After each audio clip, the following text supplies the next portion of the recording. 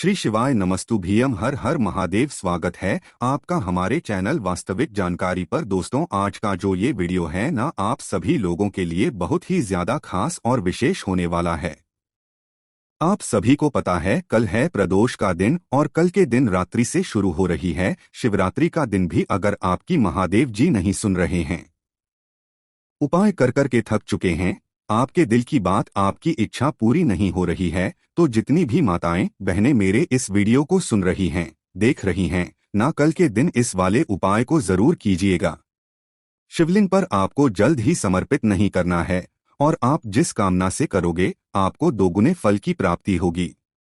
पूज्य गुरु जी की कथा से सुनकर के और समझ करके पूरे उपाय को बड़े ही विस्तार से बताऊंगा, परंतु उससे पहले आप सबसे एक छोटी सी प्रार्थना है कि जो लोग पहली बार आए हैं, चैनल को सब्सक्राइब जरूर कीजिएगा और वीडियो को लाइक करके देवादिदेव महादेव जी का कोई सा भी कमेंट बॉक्स में लिखना मत भूलिएगा। इस पूरे वीडियो के अंदर हम लोग 3 महा उपायों के बारे में बात करेंगे, जो न सिर्फ आपकी मन की इच्छा को पूरी करेगा, कामना को पूरी करेगा, आपके घर में बड़ी से बड़ी बीमारी का इलाज करेगा। और अगर आपके घर में क्लेश बहुत ज्यादा होता है, पति पत्नी के बीच में प्रेम नहीं रहा है, बहुत ज्यादा लड़ाई झगड़े होते हैं ना, तो उसका भी सबसे अद्भुत उपाय जो कल के दिन किया जाता है, जरूर कीजिएगा। सबसे पहले बात करते हैं पहले वाले उपाय की, लेकिन उससे पहले मैं आपको पंचांग के बता देता हूं कि ये है 9 जनवरी का पंचांग। जब हमने इसको खोला तो ध्यान से देखिएगा, जो त्रयोदशी यानी कि जो प्रदोष का दिन है ना, वो प्रदोष का दिन शुरू हो रहा है 8 जनवरी को रात्रि को 11:59 से लेकर के 9 जनवरी की रात्रि के 10:25 तक, और उसके पश्चात शिवरात्रि का समय लग रहा है। देखिए, चतुर्दशी का है ना, और जो शिवरात्रि मानी जाती है वो रात्रि की मानी जाती है। तो काफी सारे पंचांग ये भी कहते हैं कि 9 तारीख को प्रदोष है, शिवरात्रि भी है। और इस बार की जो प्रदोष है वो है भौम प्रदोष, मंगलवार की प्रदोष, जो अपने आप में बहुत बड़ा महत्व रखती है। और चतुर्दशी जो है वो भी इसी दिन की मानी जा रही है, परंतु जो चतुर्दशी है वो दूसरे दिन को शाम को यानी 11 तारीख की शाम को 5:47 तक रहने वाली है। ठीक है ना? तो आपके सारे डाउट यहाँ तक क्लियर हो गए हैं। जो कल है वो है प्रदोष का दिन, रात्रि को स्टार्ट हो रही है शिवरात्रि का दिन। अब देखिएगा, अगर के घर में आपकी कोई कामना है, कोई विश है, काफी समय से पूरी नहीं हो रही है,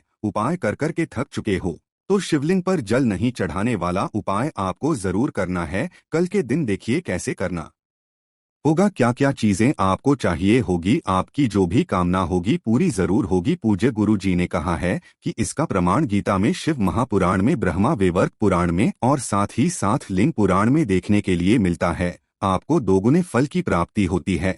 आपको एक दीपक तैयार करना, वो दीपक किसका होना चाहिए? गोल बाती का, और इसके अंदर आप भरोगे गौ माता का घी। तो आपको एक दीपक तैयार करना है और इसी के साथ में आपको एक बेलपत्र लेनी है, जो कहीं से भी खंडित, कहीं से भी टूटी फूटी ना हो। ये चीज ध्यान दीजिएगा, खंडित बेलपत्र समर्पित नहीं होती है। अगर नहीं मिलती है, शिवलिंग से उठा लेना, उसे धोकर के स्वच्छ जल से काम में ले लेना, और 1 लोटा शुद्ध जल आपको अपने घर का चाहिए। केवल 3 चीजें, एक दीपक, गोलबत्ती का एक पत्र और 1 लोटा शुद्ध जल। इन्हें लेकर के पहुंच जाना देवादिदेव महादेव जी के मंदिर शिवलिंग के पास में, उत्तर दिशा नॉर्थ डायरेक्शन की तरफ मुंह करके खड़े हो जाना। सबसे पहले आपको जो भी पूजा अर्चना करनी है वैसे आप कर लेना। उसके पश्चात जब आप इस उपाय को करेंगे तो ध्यान से सुनिएगा आपको कैसे करना है। आपने जो एक बेलपत्र लिया है, उस एक बेलपत्र पर कोशिश करना कि कोई भी चंदन वगैरह अगर आपके पास में है तो चंदन की बिंदी लगाकर इस बेलपत्र को महादेव जी के शिवलिंग के ठीक ऊपर समर्पित करना है। उससे पहले माता रानी के हस्तकमल पर टच करवाकर, इस हस्तकमल पर पहले उस बेलपत्र को टच करवाना और उसके पश्चात शिवलिंग पर इस बेलपत्र को समर्पित कर देना। अपना नाम और गोत्र बोल करके, अपनी कामना कह करके, और उसके पश्चात जो आपने 1 लोटा शुद्ध जल लिया है ना, इसे अपने दोनों हाथों में पकड़ना। सबसे पहले जो आप जल समर्पित करेंगे वो करेंगे भगवान गणेश जी के स्थान पर, थोड़ा सा दूसरे नंबर पर भगवान कार्तिकेय जी के स्थान पर, तीसरे नंबर पर माता अशोक सुंदरी स्थान पर, जो कि महादेव जी की सबसे छोटी, सबसे प्यारी पुत्री है, और चौथे नंबर पर आपको माता रानी के हस्तकमल पर निश्चय ही जल समर्पित करना है। चारों तरफ, इस कटी भाग के चारों तरफ जल समर्पित करना है। लेकिन 5वें नंबर पर आपको शिवलिंग पर जल समर्पित नहीं करना है।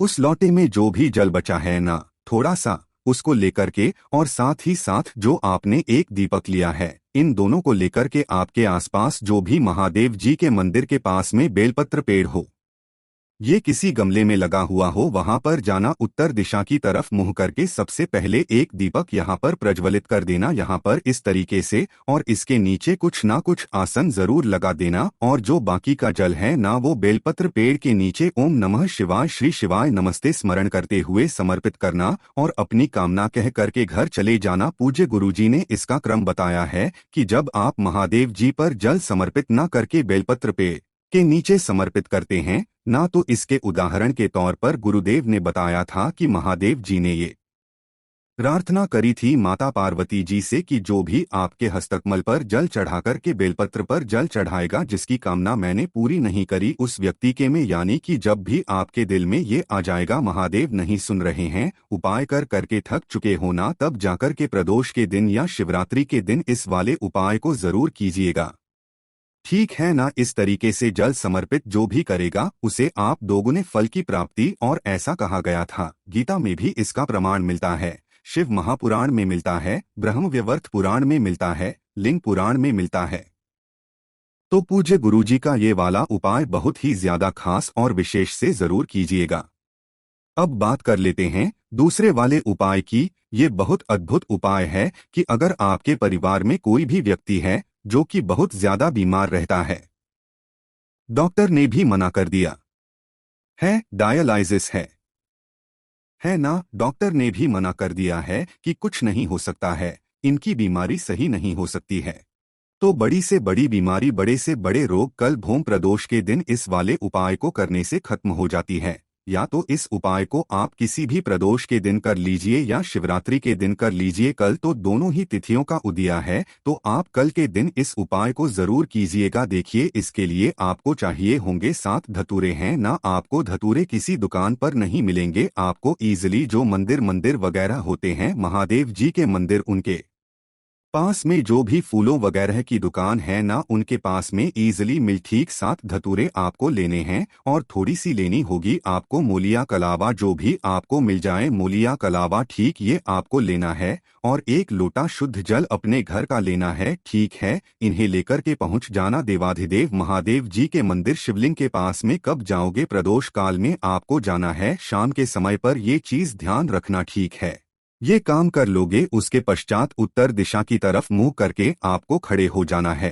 सबसे पहले आपको करना क्या है, ध्यान से सुनिएगा। आपने जो 7 लिए हैं उनमें से एक धतूरे के ऊपर जो मूली ली है ना, उस मूली को अच्छे से लपेटना। सिर्फ एक धतूरे के ऊपर आपको मूली लपेटनी है, ठीक। और ये जो मूली लपेटा हुआ जो धतूरा है, इसे आपको शिवलिंग के ठीक ऊपर आपको समर्पित करना है। किन महादेव जी के नाम से? ये चीज ध्यान दीजिएगा, चंद्रमौली महादेव जी के नाम से, चंद्रमौली महादेव जी के नाम से ये पहला धतूरा यहाँ पर समर्पित करना है। अब बाकी के जो 6 धतूरे बचे हैं उनका क्रम ध्यान दीजिएगा।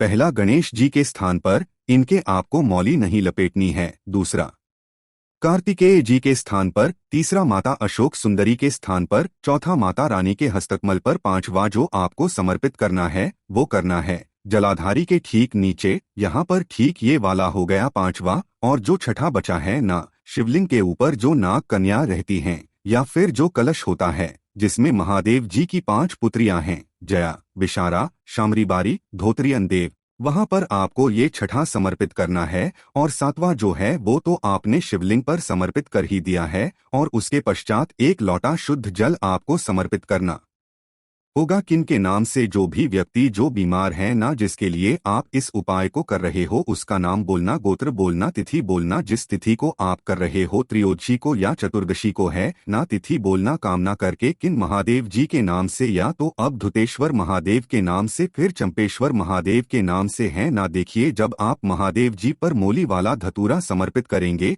तो चंद्रमौली महादेव जी के नाम से, और जब आप 1 लोटा शुद्ध जल समर्पित करेंगे तो अवधूतेश्वर या चंपेश्वर महादेव जी के नाम से समर्पित करना। जब ये जल समर्पित पित होता हुआ जलाधारी के नीचे रखे हुए धतूरे के ऊपर गिरेगा है ना। इस धतूरे पर गिरने देना। गिरने देने के पश्चात महादेव जी से कामना करके ये वाला जो जलाधारी के नीचे वाला धतूरा है ना, इसे उठा करके आपने साथ ले आना और जो आपके घर पे जो भी बीमार व्यक्ति है उस बीमार व्यक्ति के कंठ, मस्तक और हृदय, इन तीनों चीजों से छुआ करके है ना, टच करवा करके कामना कह करके उस धतूरे को उसके अगले दिन किसी भी बेलपत्र पेड़ के नीचे जाकर के गड्ढा खोदना और उसके अंदर इसे गाड़ देना। चाहे कितनी भी बड़ी बीमारी क्यों ना हो, खत्म होगी ही होगी। पूज्य गुरु जी का बहुत ही अद्भुत और अचूक उपाय है ये। ठीक है, अब बात कर लेते हैं तीसरे वाले उपाय की। ठीक है, देखिए 30 का उपाय किन लोगों को करना है, ध्यान से सुनना, समझने की कोशिश करना।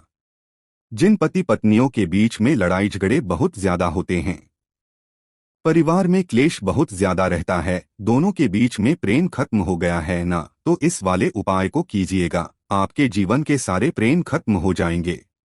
एक उपाय है जो प्रदोष के दिन किया जाता है, एक उपाय शिवरात्रि के दिन किया जाता है। तो सबसे पहले मैं प्रदोष का बताऊंगा, फिर उसके बाद शिवरात्रि का बताऊंगा। जब आप प्रदोष की तिथि के दौरान कर रहे हैं तो आपको थोड़ा सा चाहिए होगा गौ माता का दूध, ज्यादा नहीं, मात्र 1 चम्मच कच्चा दूध, ठीक है, और 1 लोटा शुद्ध जल अपने घर का लेना है, ताजा जल, और इसे लेकर के पहुंच जाना है देव आदि देव महादेव जी के मंदिर शिवलिंग के पास में। ठीक है, सबसे पहले आपको करना क्या है, उत्तर दिशा नॉर्थ डायरेक्शन की तरफ मुंह करके खड़े हो जाना है। जो पूजा पाठ करनी है पहले कर लेना, उसके पश्चात जो भी इस उपाय को करना है, चाहे पति चाहे पत्नी, आपको क्या करनी है, अपने हाथ की जो अनामिका उंगली होती उस अनामिका उंगली को दूध में डुबोकर अपनी कामना कह करके माता रानी का ये जो हस्तकमल है ना, इसके चारों तरफ आपको उस दूध में डूबी हुई उंगली को फेरना है अपनी कामना कह करके। ठीक है, और कामना कहने के पश्चात 1 लोटा शुद्ध जल देवाधिदेव महादेव जी के शिवलिंग पर समर्पित करना। शिव शक्ति के नाम से ओम नमः शिवाय, श्री शिवाय नमस्तुभ्यं का स्मरण करते हुए किनके नाम से करोगे, शिव शक्ति के नाम से। जो भी जल बहता बहता जलाधारी से की तरफ आकर के